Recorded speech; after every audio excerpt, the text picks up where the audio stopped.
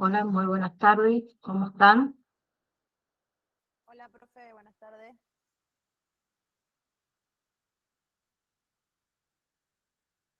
Hola, profe, ¿se escucha? Sí, ahora sí, pensé que era yo con el auricular, me estaba acomodando. No, no, se ve que era yo. Sí, te escuché lejos, pero algo escuché. Bien, chicos, concepto de discapacidad y diferentes patologías. Bien, ¿qué sucede? Antiguamente se pensaba en la discapacidad como un déficit en alguna función del, eh, de un individuo. Nosotros, como acompañantes, trabajamos que potenciando las posibilidades del sujeto y fomentando su autonomía. Entonces, para todo ello es necesario que nos orientemos, mejor dicho, nuestro trabajo desde un modelo social de la discapacidad en el cual la, entre comillas, falta está puesta sobre la sociedad y también su dificultad para incluir la diversidad y no sobre la persona. ¿Sí? Tenemos el síndrome de Down, tenemos el retraso mental, tenemos parálisis cerebral, déficit atencional, que todos tienen diferentes características.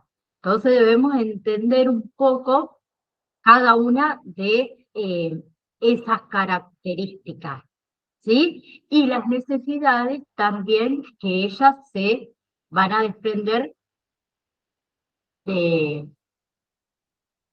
diferentes resultados que van a ser fundamentales para que nosotros pensemos esto desde nuestro rol, ¿sí? Antes eh, de ver en las enfermedades o las distintas discapacidades, vamos a ver lo que es la discapacidad, ¿sí?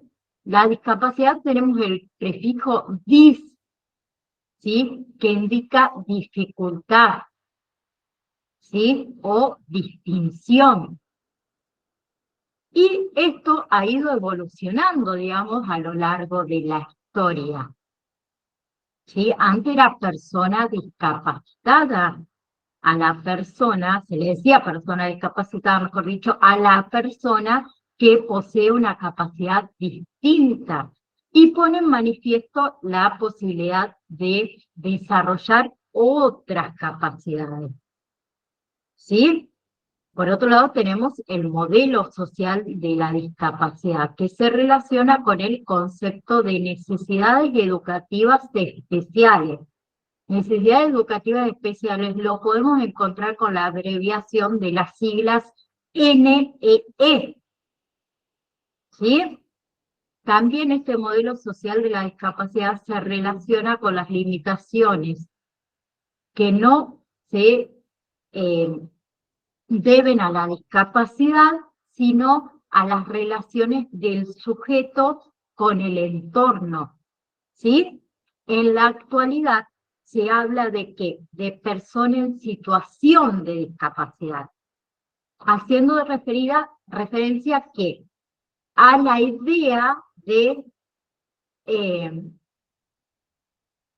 transicionalidad de un estado que atraviesa una persona en algún momento determinado de su historia y de su desarrollo, ¿sí? Y podemos mencionar diferentes tipos de discapacidades. Por ejemplo, la discapacidad motora. La discapacidad motora implica que, perdón,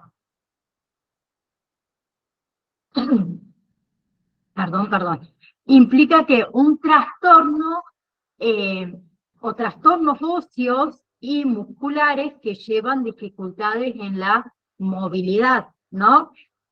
Tenemos discapacidad visual, que incluye que diversos problemas que conducen a distintos grados de discapacidad, desde la disminución hasta la ausencia total de la visión, como es la ceguera, ¿no? Tenemos discapacidad auditiva, ¿sí? La discapacidad auditiva comprende desde la hipoacusia leve hasta la sordera. La discapacidad intelectual que es la inteligencia y capacidades para desenvolverse por debajo del nivel promedio, que se manifiesta antes de los 18 años, ¿sí? Pero antes de seguir con lo demás, tenemos que saber lo que es la exclusión, lo que es la segregación, lo que es la integración, lo que es la inclusión, ¿sí? Por un lado tenemos la exclusión, que es sacar a una persona o una cosa del lugar que ocupa, ¿sí? Por otro lado tenemos la segregación, que es separar o apartar una cosa de la otra, ¿bien? La integración es permitir a un sujeto con discapacidad participar de una experiencia de aprendizaje en el ámbito de la escuela común, ¿sí? Acuérdense que estamos viendo también la parte escolar.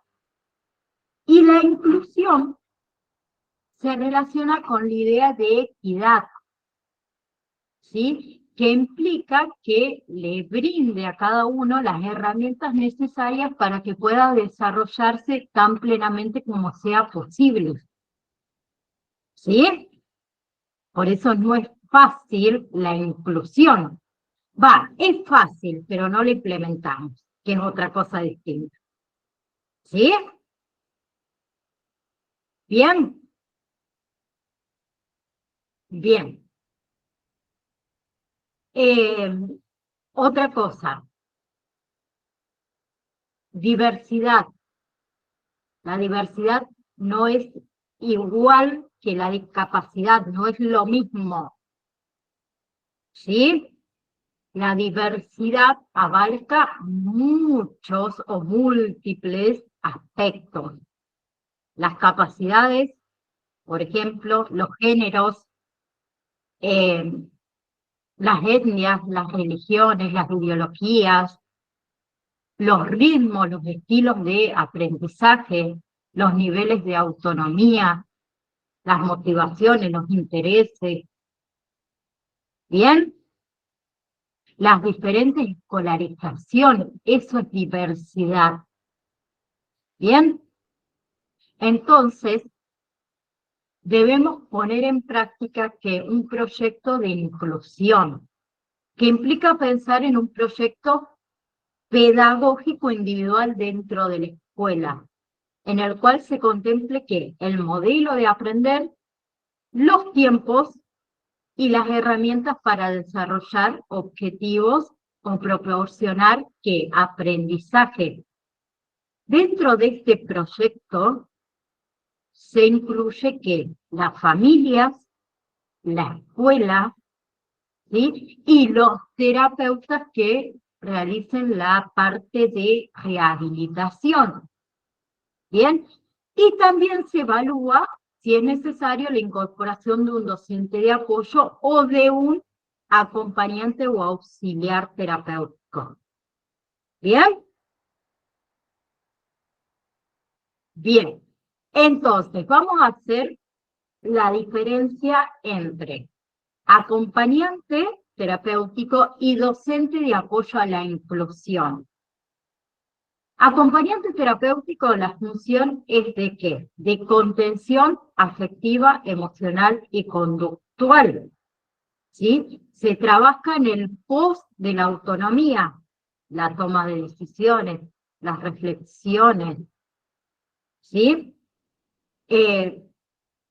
Otra función es mejorar la calidad vincular, ayudar en situaciones de ansiedad, a tolerar frustraciones, ¿sí? El acompañante atiende los aspectos afectivos, vinculares, socioculturales, por encima del aprendizaje escolar, ¿sí? Y también podemos colaborar en aspectos académicos, pero no es una función específica, ¿sí? La acción característica acá del rol es que la observación, Bien, en cambio, el docente de apoyo a la inclusión, mediante la resolución 1825, plantea el proyecto pedagógico para la inclusión, ¿sí? El rol que tiene es de mediador y coordinador de las actividades y relaciones que se establezcan en el sistema de apoyo a la integración, y tienen como función que los docentes de apoyo a la inclusión. Primero, con la institución, a la cual le informa, le sugiere, le orienta y también coordina las acciones a implementar. Tiene funciones a los docentes, acompaña y asesora y participa en la elaboración de las adecuaciones curriculares. Y tiene funciones a los padres, facilita que el acercamiento y la participación en el proceso educativo. ¿Sí? Muchas veces, ¿por qué hago este comparativo? Porque muchas veces me han preguntado, profe, nuestro rol dentro de la escuela ¿es elaborar las adecuaciones curriculares? No. Sí, eso lo hace el docente de apoyo a la inclusión. No lo hace tampoco el docente común, por decirlo de alguna manera. ¿Sí? Bien. Hasta ahí vamos. Para seguir con las patologías o los diferentes trastornos. ¿Vamos bien o vamos perdidos? Flor, bien. Bien. Síndrome de Down. Sí, Marcela, decime. ¿Te escucho?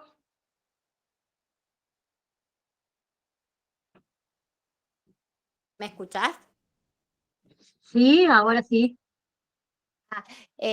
No, para sumarle a eso lo que vos decías del docente, del niño que necesita, no es o sea que es el maestro, se llama MAI, el que adecúa los contenidos del maestro de grado según lo que puede la criatura. Así es, Marce. Sí, hacía la aclaración esa porque, como les dije, muchas veces me han preguntado, ¿nosotros como acompañantes debemos? No, no sos docente, somos acompañantes.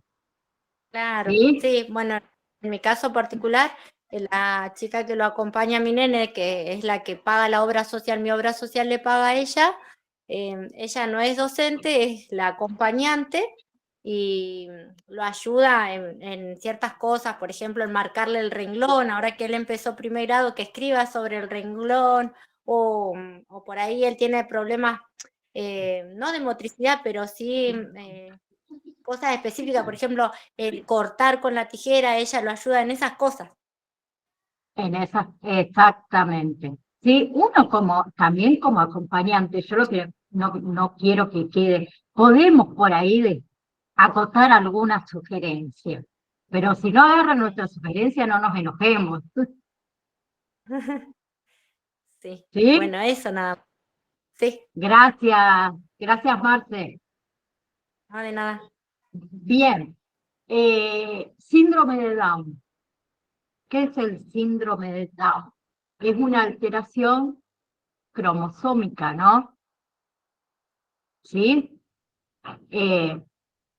También el síndrome de Down está asociado con que al retraso mental moderado o leve. El síndrome de Down tiene características, ¿sí? Tenemos, por ejemplo, la persistencia en la conducta y la resistencia a los cambios, ¿sí? También puede aparecer otra característica como es la poca capacidad para controlar o inhibir conducta. ¿Bien? Segundito. Ay. Bien. Puede aparecer que dificultades en el lenguaje, ¿sí? Tienen un procesamiento también por medio visual, puede haber dificultad en sostener la atención, ¿sí? Ellos son también muy cuidadosos, muy perfeccionistas, ¿sí? Tienen mucha responsabilidad, son muy puntuales, ¿sí? Son muy tenaces y muy constantes también. Por otro lado, tenemos que retraso mental, el estado en el cual el desarrollo de la mente es incompleto o directamente se detiene, ¿sí? Y de acuerdo a esa gravedad se clasifican en leve, moderado, grave y profundo, ¿sí? Tenemos el leve, se manifiesta en las escuelas cuando se hace evidente que las habilidades necesarias para un buen desempeño escolar están por debajo de las del promedio de sus compañeros, ¿sí? Luego tenemos el moderado, que se evidencia por un desarrollo limitado del lenguaje, ¿sí? Y el grave y el profundo se acompañan generalmente de marcadas dificultades motoras, ¿sí? Patologías del sistema nervioso central, enfermedades orgánicas detectables, y en estas personas la adquisición de lo que es el lenguaje es escasa o es nula. ¿Bien? Para esto se realizan mediciones del coeficiente intelectual que va a dar el grado de retraso a través de test psicométricos, ¿sí? ¿Se acuerdan que la clase pasada yo les hice anotar algo? Sí, lo tienen ahí, bien, Florencia, Marianela. Del retraso mental, ténganlo en cuenta para la evaluación. Por otro lado tenemos déficit atencional, ¿sí? La atención es la cualidad que nos permite enfocar o hacer foco en determinados estímulos y concentrarnos en ese estímulo para mejorar el rendimiento en un tema específico, ¿sí? Luego tenemos que captar la atención, que es el paso previo al aprendizaje y a la memorización. Entonces, al niño se le pide que la atención selectiva y la atención sostenida. En el déficit atencional tenemos que la atención está puesta en otro objeto o en otros objetivos. ¿Bien? Por ejemplo, niños que buscan el afecto del docente, pero que no pueden escucharlos, por ejemplo. ¿Sí? Niños atentos a la mirada del otro. Niños víctimas de situación o situaciones de violencia. ¿Sí? Niños con desatención por desorganización del pensamiento. Y luego tenemos la hiperactividad. Los niños que se mueven para sentirse vivos. ¿Bien? Tienen un predominio de manifestaciones a través del cuerpo y de la acción. ¿Sí? Por otro lado tenemos las parálisis cerebrales o parálisis cerebral, que es la pérdida completa de la función muscular, que puede ser temporal o puede ser permanente, también puede ser localizada o puede ser generalizada, o sea, de ambos lados del cuerpo o de un solo lado, que es la hemiplegia. ¿Sí? Y también puede afectar los miembros inferiores, paraplegia, o los miembros inferiores y superiores, cuadriplegia. ¿Sí? Las causas de la parálisis pueden ser diversas, como son trastornos genéticos, como pueden ser accidentes cerebrovasculares, entre otras. ¿Sí? ¿Bien? Y acá seguirían las diferentes configuraciones de apoyo. Si bien, como dijimos antes, el rol del acompañante en este caso no implica lo que son las tareas pedagógicas, en ocasiones resulta fundamental ese aporte que podamos realizar nosotros. Entonces, aplicar ciertas adecuaciones curriculares pueden resultar necesarias para facilitar el proceso de aprendizaje. Bien, de igual manera, como es contar con herramientas para adaptar los juegos a las necesidades específicas de cada tipo de dificultad, ¿sí? Porque eso facilitará el proceso de inclusión de los niños en la escuela. Bien, entonces, las adecuaciones curriculares en sí son herramientas usadas en la educación para ayudar a los alumnos con necesidades educativas especiales, ¿sí? También son llamadas configuraciones de apoyo, ¿bien? Y se clasifican en adecuaciones curriculares de acceso al currículum o adecuaciones poco significativas, que consiste en modificar ciertos aspectos del método de enseñanza de forma que los alumnos con alguna particularidad, más que nada física o cognitiva, puedan estudiar el currículum educativo normal, ¿sí? Y por otro lado tenemos adecuaciones significativas, que se caracterizan, digamos, por un cambio más profundo en los contenidos, perdón, a estudiar por parte de un alumno, ¿sí? Entonces, hay dos: adecuaciones curriculares de acceso al currículum o adecuaciones poco significativas y adecuaciones significativas, ¿sí? Bien. Por otro lado, tenemos la accesibilidad. Significa asegurar que las personas con discapacidad tengan acceso a los espacios, tengan acceso a la información, tengan acceso a la comunicación que está disponible para el público, ¿sí? La accesibilidad beneficia a los grupos de personas, ¿sí? Y está dado por un conjunto de normas, ¿bien? Por otro lado tenemos los ajustes, que se refiere a que a las modificaciones o a las acomodaciones necesarias y adecuadas que son requeridas en un caso particular para asegurar que las personas con discapacidad puedan disfrutar o hacer eh, todos sus derechos humanos, digamos. ¿Sí? Bien. Por otro lado, tenemos lo que son los ajustes razonables.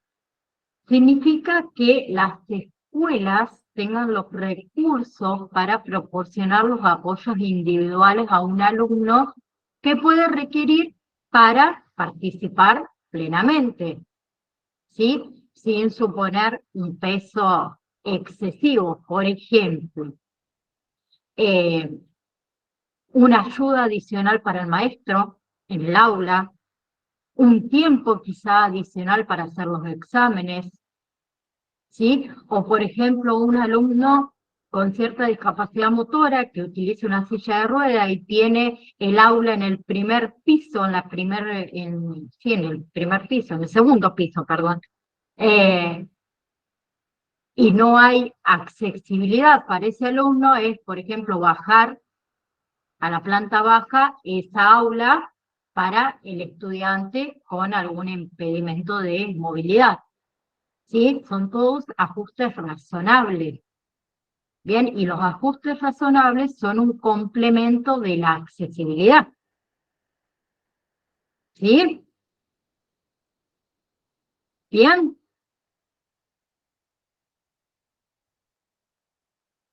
Hasta ahí vamos. Bien, seguimos con el juego, ¿sí? Ciertas adecuaciones con respecto a los juegos. Habíamos dicho que jugar es un derecho de la infancia, y los adultos debemos velar por ese cumplimiento en todos y cada uno de los niños y niñas, ¿sí? El juego, dijimos que permite desarrollar la propia capacidad física y mental, ¿sí? Es una fuente de satisfacción, de placer. El jugar significa ser activo, ¿sí? Y prepararse para la vida adulta, ¿sí? Entonces, sin duda, una carencia importante de juego en la infancia ocasionará que un desarrollo incorrecto o incompleto de la personalidad del niño o niña, ¿sí? Entonces, que la sociedad disponga de productos de consumo accesibles para todos beneficia a las personas con discapacidad. A la sociedad en general también beneficia, ya que facilita que las personas con y sin discapacidad puedan compartir momentos de ocio. Eso es inclusión. ¿Sí? Bien. ¿Hasta ahí vamos? Tenemos las tipologías de juguetes consideradas según el sistema AZAR. ¿Qué es el sistema AZAR? El sistema AZAR define el juego de ensamblaje como piezas por ejemplo, para encajar, para ensamblar, para superponer, para juntar, bueno, para apilar. Y este juego se desarrolla cuando un niño o una niña se fija una meta, la de construir, por ejemplo, ¿sí? Y con un conjunto, digamos, de movimientos, de manipulaciones, de acciones coordinadas, lo consiguen. Eso es el sistema SAR. Y tenemos juegos de ejercicio, que consisten básicamente en repetir una y otra vez una acción por el placer de los resultados. Bien, tenemos los juegos simbólicos, que son los que implican la representación de un objeto por otro. Son los juegos esos de imitación a los adultos, por ejemplo. Bien, el juego de ensamblaje. El juego de ensamblaje son los que incluyen todo lo que son piezas de superponer, apilar, juntar, encajar, ensamblar. Los juegos de reglas son los que incluyen una serie de instrucciones o normas que los jugadores deben conocer y deben respetar. ¿Bien? Entonces tenemos juguetes accesibles, que es lo mismo o es igual a juguetes adecuados, juguetes adaptables, juguetes adecuados con ayuda. ¿Qué es cada uno de estos? Juguetes accesibles es aquel al que una persona con cierto tipo de discapacidad pueda acceder. ¿Sí? Y dentro de estos juguetes accesibles se engloban estos otros tres: los juguetes adecuados, que es el que puede ser utilizado por personas con cierto tipo de discapacidad, y cómo se comercializan, ¿sí? Más allá de que su aprovechamiento no es al 100%. Tenemos los juguetes adaptables también, ¿sí? El que para poder ser utilizado por personas con cierta discapacidad necesitan algún tipo de adaptación. Y por otro lado tenemos los juguetes adaptables, ¿sí? Que es el que para poder ser utilizado por personas con discapacidad necesitan también algún tipo de adaptación con alguna ayuda. ¿Bien? Entonces, tenemos la discapacidad auditiva, por ejemplo, los juegos reglados son los menos accesibles. ¿Por qué? Porque a menudo requiere de que del lenguaje o de la comunicación entre los jugadores, ¿sí? Entonces, conlleva una dificultad desarrollar el mismo nivel cognitivo, pero más lento, ¿sí? También un nivel de coordinación menor. ¿Bien? Y tiene una característica, que la estructura, mejor dicho, que estructura la realidad de forma diferente, ¿sí? Y también hay una evolución diferente del juego y del lenguaje, ¿sí? Con respecto a la discapacidad auditiva y estos juegos reglados, no todos manejamos el lenguaje de señas, ¿sí? Por eso creo que es importante desde el jardincito enseñarle a los niños lenguajes de señas, más todavía si es que tienen algún compañero con este tipo de discapacidad. ¿Sí? Bien. Con respecto a la discapacidad auditiva y los juegos o juguetes, tenemos consejos para la selección de uno. Los juguetes deben tener control de volumen, ¿sí? También salida opcional de auriculares para los niños con restos auditivos, que los juegos tengan otros efectos perceptibles, además de los sonoros, como son las luces, como son las imágenes, las vibraciones. Otra cosa es, por ejemplo, evitar, si vamos a utilizar juegos auditivos, evitar el acoplamiento, ¿sí? Bien. Y las sugerencias que hay para la adaptación es, por ejemplo, modificar el juguete para utilizarlo con auriculares, ¿sí? Traducir esos efectos sonoros en efectos perceptibles, como son, por ejemplo, las vibraciones, ¿sí? Traducir los mensajes orales a escritos. Esas son sugerencias de adaptaciones para los juguetes y juegos. Por otro lado, tenemos la discapacidad motora, ¿sí? Que la dificultad es en el manejo del juego y de los juguetes. Por ejemplo, los juegos de ensamblar o de construcción, las dificultades en el desplazamiento también, ¿sí? La precisión de movimiento, la coordinación. Esas son dificultades para la persona con capacidad motora en el juego.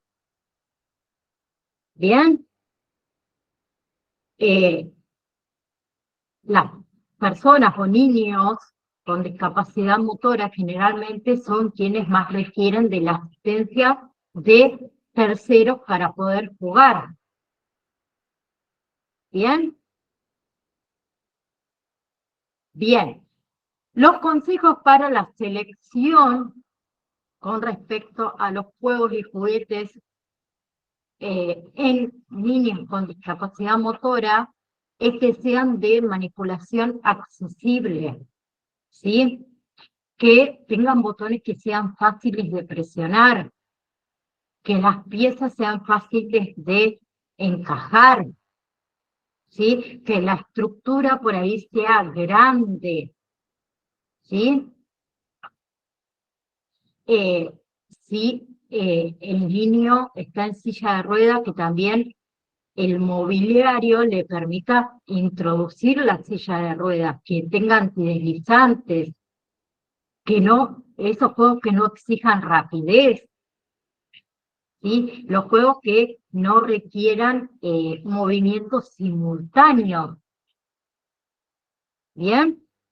Y las sugerencias para la adaptación a los juegos y juguetes para niños con discapacidad motores, por ejemplo, que las bases estén fijadas con antideslizantes, ¿sí? Muchas veces también poder engrosar las piezas o los mangos a agarrar. ¿Bien? Por ahí ciertos juegos de movimiento, por ahí poner cuerdas para que pueda agarrarse y arrastrarse, ¿sí? Elementos en relieve para poder facilitar el agarre. ¿Bien? ¿Se les ocurre alguna más? Yo voy tirando así por ahí, a lo mejor a alguien se le ocurre alguna sugerencia de adaptación, ¿no? Pueden habilitar el micrófono y hablen, ¿no? Bien, por otro lado, tenemos la discapacidad visual, que la dificultad son los juegos de reglas o de construcción, suelen ser los juegos más dificultosos para los niños con esta disminución, ¿no? ¿Por qué? Porque ellos no se desplazan hacia los objetos, ¿sí? Tienden al juego un poco más simple, más repetitivo, por ahí tienen más falta de imaginación, tienen poco interés por los objetos, ¿sí? Tienen dificultad para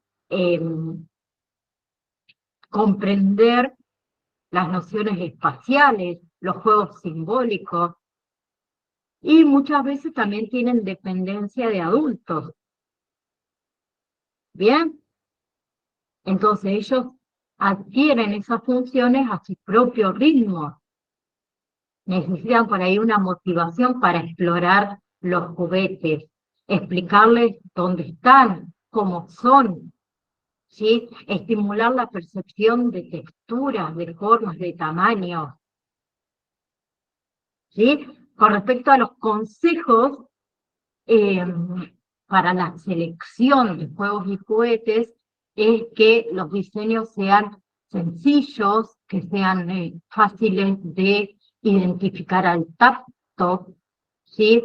Que esos objetos sean fáciles de manipular, que tengan efectos sonoros, que tengan diferentes texturas, ¿sí? Otras veces que los colores sean vivos, que sean contrastantes para aquellos que tienen una disminución visual,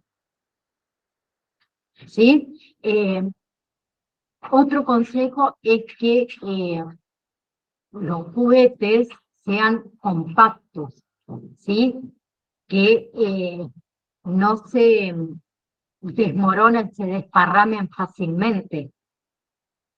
¿Bien? Sugerencias para la adaptación. Si tiene texto o instrucciones, traducirla al sistema Braille o incluir una grabación. ¿Sí? Incorporar sonido, incorporar texturas que sustituyan ese estímulo visual. ¿Sí? En los juegos de mesa, por ejemplo, colocar relieve, ¿sí? Colocar también sistema de sujeción. ¿Bien? Bien. La otra, discapacidad intelectual.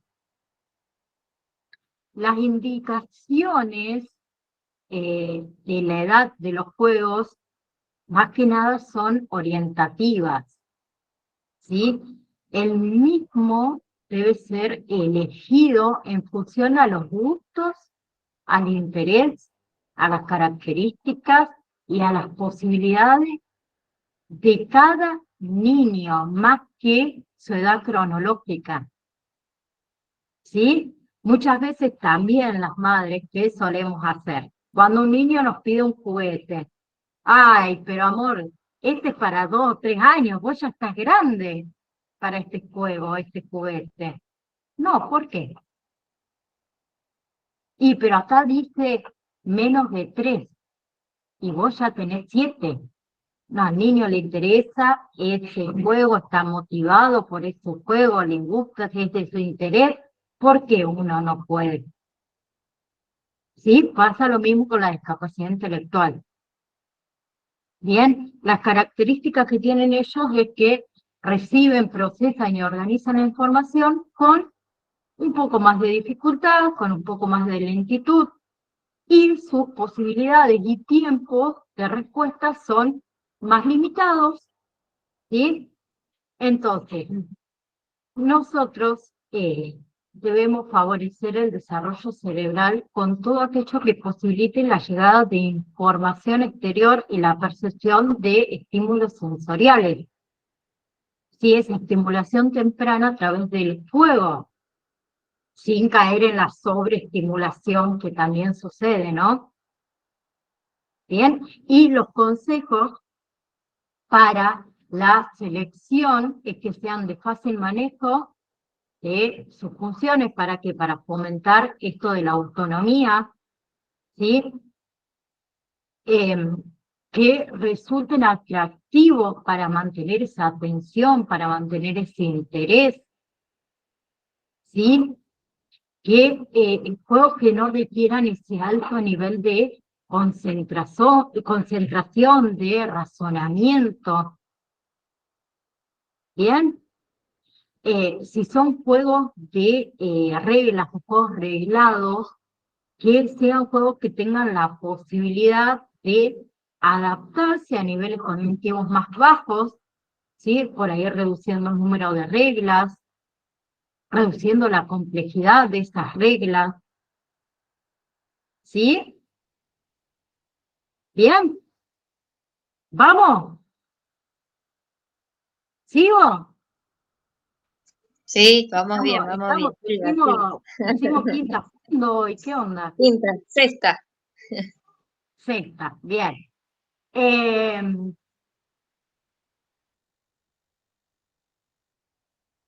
Para que, viste, ya dije otra cosa y me fui. Ah, lo que es el acompañante terapéutico tiene una función de bisagra entre el niño o adolescente, la escuela, el equipo terapéutico, la familia. ¿Sí? Entonces debemos habilitar que la comunicación entre las partes y obviamente siempre velando por el bienestar del acompañado. ¿Bien? Entonces, para trabajar en lo que es el ámbito escolar, es necesario que agudizar la atención respecto a las posibles situaciones de bullying, ¿sí? Y cómo intervenir, ¿sí? Involucrando tanto a los docentes, a los directivos, como a la familia. ¿Bien? Entonces, arrancamos con bullying. Creo que si escúchenme una cosa, déjenme ver algo. No voy a llegar porque si no le habilitaba el otro examen, no. Bullying, entonces, ¿sí? Que es una convención tácita para hacer el vacío a alguien de forma rotunda, de forma severa. Zafamos, pone. Sí, zafaron, pero la próxima no zafa la clase que viene. Entonces, es la convención tácita para hacer el vacío a alguien en forma rotunda o en forma severa. Son conductas reiteradas de agresiones físicas recurrentes, insultos, humillaciones públicas, tareas forzadas, rechazos explícitos. ¿Sí? Son conductas que tienen que ver con la intimidación, ¿sí? Con el aislamiento, con la amenaza, ¿sí? Con los insultos. Bien, entonces son situaciones en la que un alumno es agredido o se convierte en víctima cuando está expuesta en forma reiterada a acciones negativas que llevan a cabo otros alumnos o otro alumno en particular, ¿sí? El bullying no solo implica al ámbito escolar, ¿no? Lo aclaro por las dudas. El bullying tiene características, o sea, para que exista bullying debe existir tres cosas principales. Víctima, ¿sí? Una desigualdad de poder y una acción agresiva repetida, ¿sí? En este caso que hablamos de la escuela, la víctima suele ser un solo alumno, ¿sí? Y esa intimidación puede ejercerse en solitario o en grupo, ¿sí? Pero es desmentida a los demás, ¿no? Y existen diferentes tipos de bullying, ¿no? Antes de eso le voy a decir otra cosa. Existen dos formas de acoso escolar, directa e indirecta. El bullying directo es aquel que se refiere a comportamientos agresivos que van dirigidos directamente a la víctima, ¿sí? Y es muy evidente quién o quiénes son los victimarios. ¿Bien? Y tenemos el bullying indirecto, que hace referencia a la manipulación que se genera hacia el hostigado, sin que éste conozca, digamos, al responsable de la agresión. ¿Se entiende? Yo mando a mi compañera para que, pero la que hace el bullying indirecto soy yo. ¿Sí? Diferentes tipos de bullying, ¿sí? En todos el componente psicológico está presente, en todas las formas de maltrato.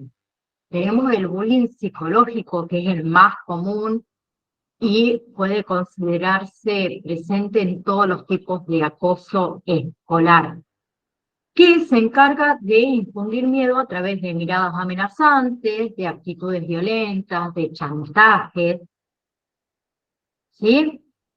Y los agresores que emplean este tipo de bullying suelen obligar a sus víctimas a ejecutar algunas acciones de forma forzada, ¿sí? ¿Por qué? Porque logran que ellos sientan ese temor, ¿sí?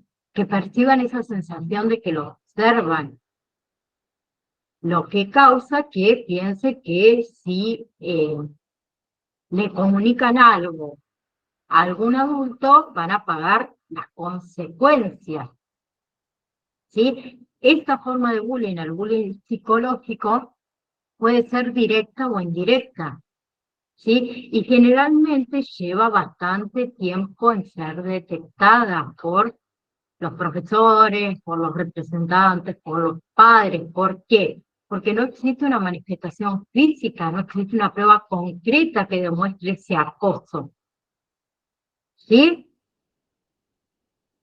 Entonces, cuando se presume esto que se está llevando a cabo, es natural que el agresor que haga lo desmienta y que la víctima en este caso no tenga el valor suficiente de admitir su posición y desenmascarar a ese victimario, ¿no? Entonces, en la mayoría de los casos, los padres de los niños que sufren bullying psicológico son los que se percatan de que existe una situación que es irregular. ¿Por qué? Porque el comportamiento de sus hijos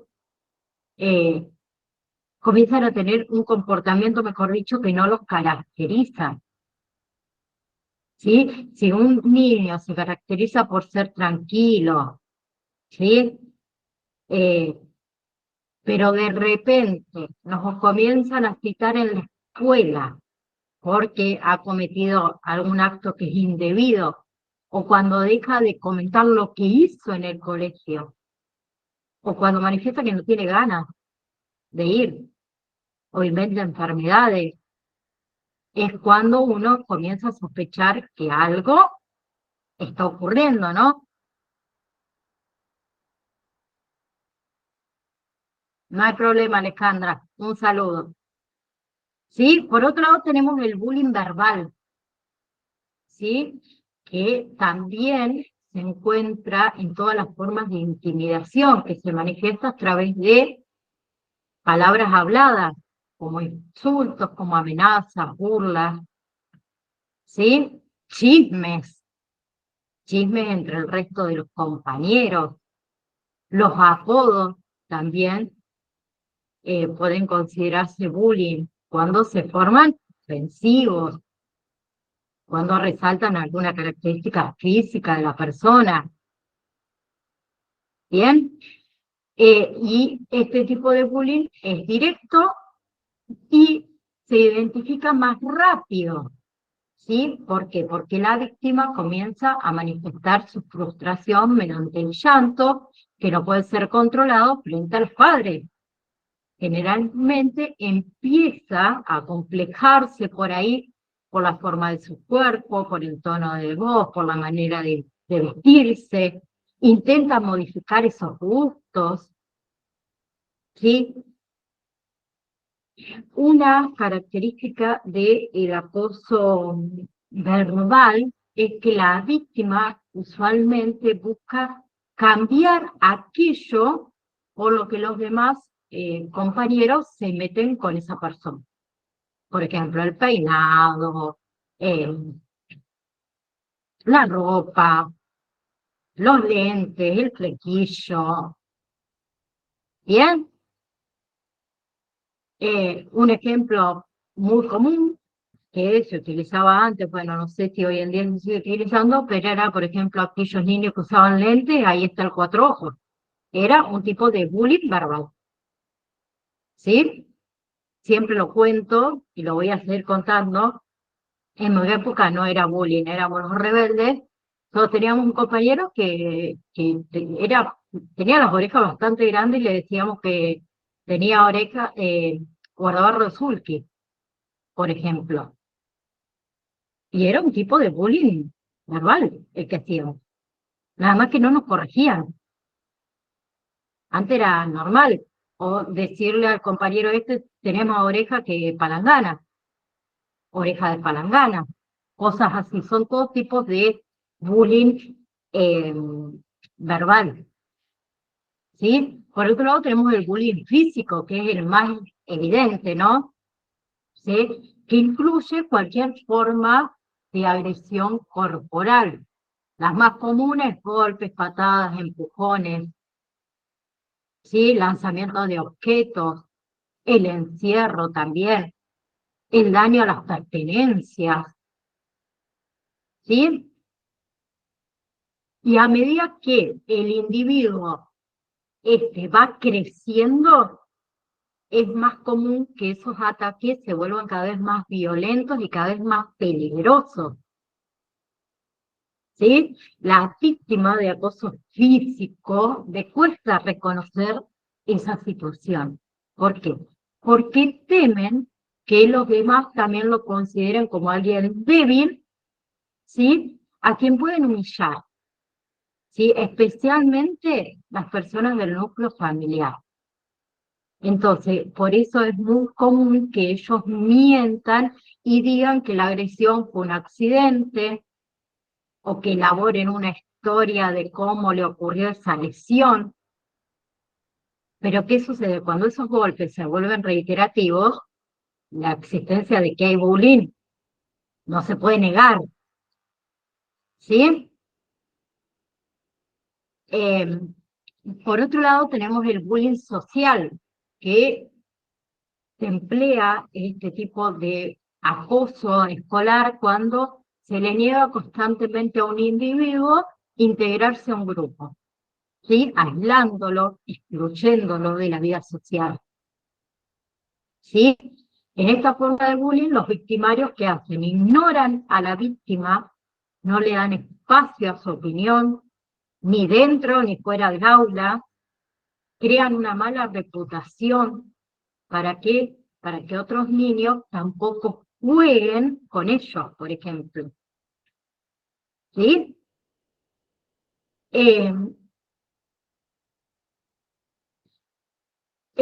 Perdón, este tipo de bullying también es directo y se suele identificar bastante rápido. ¿Por qué? Porque los maestros comienzan a observar que al momento de formar equipos, por ejemplo, para hacer actividades educativas, el niño está sometido a bullying, no logra, ese niño no logra conseguir un grupo que quiera incluirlo para realizar el trabajo. ¿Sí? Entonces, a la hora de ese receso, el niño se encuentra retirado del resto de los alumnos. ¿Sí? Es difícil también, perdón, es fácil para los padres percibir esta situación. ¿Sí? ¿Por qué? Porque el niño no comenta lo que hizo en el colegio, por ejemplo, nunca hace referencia a sus compañeros, ni nombra a algún amigo con quien comparte momentos, comparte juegos. ¿Sí? El bullying de exclusión social suele generarse en colectivo. ¿Bien?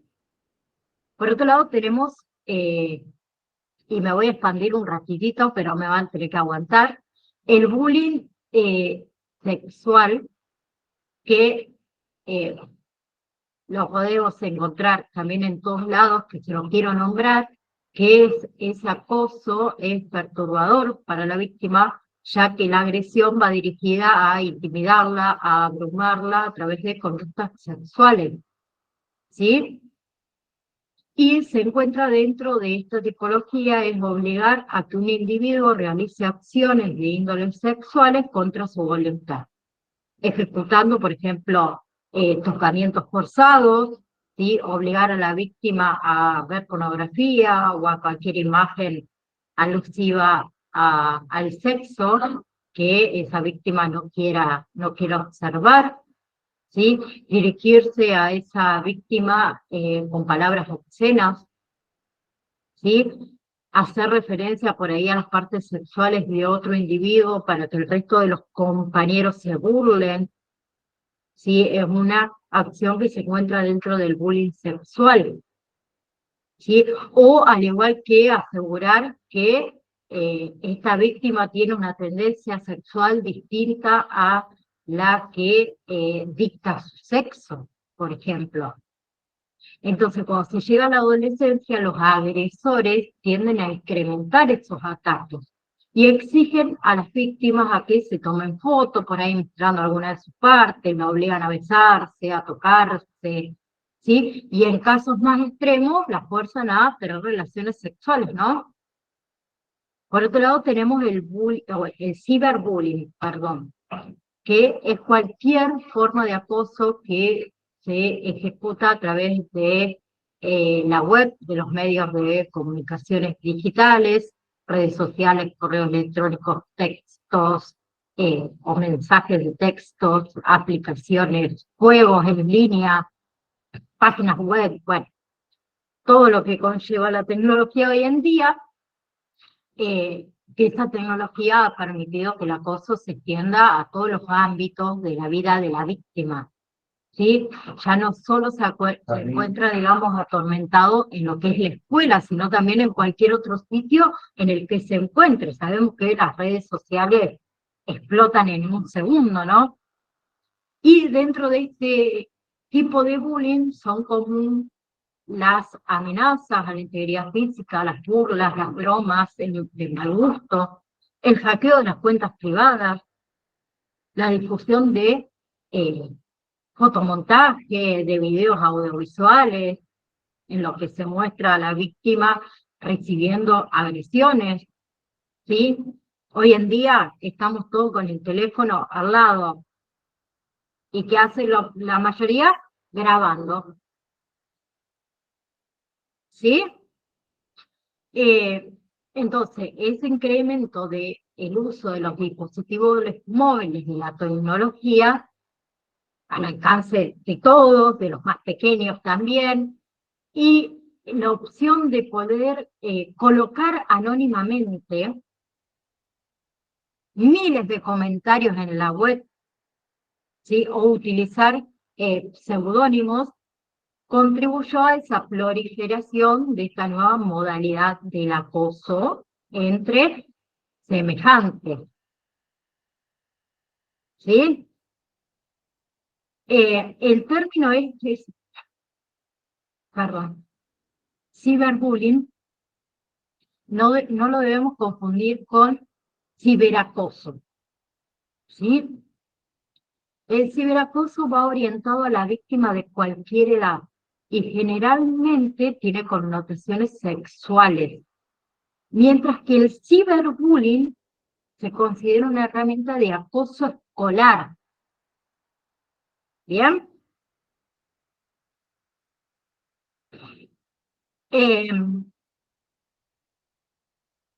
Para terminar así ya los dejo libres, quiero decirles que todos los tipos de bullying, sea cual fuera, hay muchos más. Nosotros nos dirigimos más a lo que es el bullying en la escuela. Todo tipo de bullying tiene un importante impacto en la vida de la víctima. Tiene un importante impacto en la relación con el entorno, en la vida en la sociedad. ¿Sí? Entonces es muy importante que los adultos, ¿sí?, estén al tanto de lo que ocurre dentro de las aulas de clase. Conozcan el grupo de amigos que frecuenta su hijo, su hermano o quien fuera. ¿Sí? Debemos fortalecer que la comunicación dentro del núcleo familiar. ¿Sí? Una de las principales razones por las que este fenómeno del bullying se ha acentuado es por la falta de confianza que sienten los niños, los adolescentes, hacia los representantes, hacia sus representantes. ¿Por qué? Porque consideran que no los van a comprender en su situación. Y son muy pocos los casos conocidos en donde la víctima manifiesta lo que le ocurrió a los adultos. ¿Para qué? Para que estos adultos tomen acciones, ¿sí? Principalmente por el temor al victimario, que es tan grande que se cree que se puede agudizar esa agresión si se toma acciones contra él. ¿Bien? Entonces, tras ese acoso, tras ese hostigamiento que experimenta, puede haber episodios de estrés, de depresión, de ansiedad, ¿sí? Que todo esto debe ser tratado con psicólogos, con psicoterapeutas. ¿Sí? ¿Para qué? Para tratar de rescatar la autoestima, para evitar el trastorno del estrés postraumático, para evitar posibles secuelas emocionales a lo largo de toda su vida. Bien, entonces es importante que tanto el victimario como la víctima, asistan a las consultas psicológicas. ¿Sí? Bien, no solo la víctima, sino el victimario también. Bien. Y lo último, le cierro, las terapias cognitivas conductuales, ¿sí? Son las que más se utilizan en acoso de bullying. ¿Sí? ¿Bien? Bien. La clase que viene seguimos con bullying, ¿sí? Así que no van a tener el examen todavía. Me queda ver lo que es la parte del agresor, del victimario, o de la víctima, perdón, los espectadores, los adultos, ¿sí? Las consecuencias que puedan tener, ¿bien? Y los factores que influyen, tanto familiares, grupales, personales, escolares, sociales. ¿Sí? Bien, ¿alguna pregunta? ¿Algo que quieran acotar, agregar? Si no, nos vemos el martes. Hola, profe. Hola, Eduardo, ¿cómo estás? Bien usted, profe. ¿De esto qué entra más o menos en el examen? Y entra un montón de cosas. Te nombro. Acompañante terapéutico en niñez y adolescencia, lo que es autismo, Asperger, todos los trastornos que vimos y las patologías, los tipos de juegos, ¿sí? Acompañamiento terapéutico escolar, lo que es discapacidad y las diferentes configuraciones de apoyo. Súper. Si quieren los nombro después, más adelante, o la clase que viene así lo anotan. Son varios, pero el examen no es muy largo. No es tan largo. Sí. Sí, es cortito. Ahí les digo,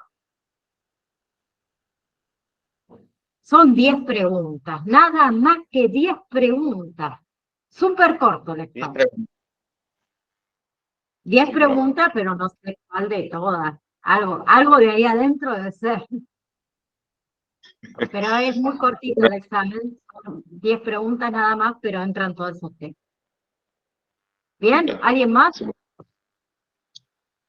¿No? Nos vemos entonces el próximo martes, ¿sí? Y seguimos con este tema y esperen, no se me vayan. Y les digo con qué seguimos después, para que lo tengan.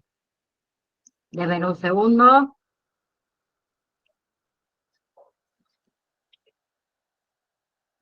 Para que ya lo descarguen, porque la clase que viene va a ser esta parte cortita y seguimos con el próximo tema, que es...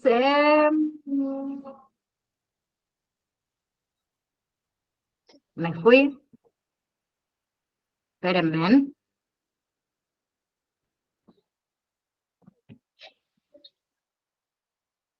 No se me vayan, no se me vayan, no se me vayan. Acá estoy.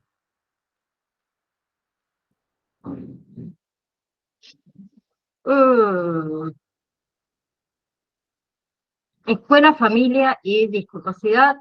La selección del fuera, que es algo muy cortito, y empezamos con todo lo que es vejez, conceptualización de vejez, que si quieren les digo cuál es el PDF.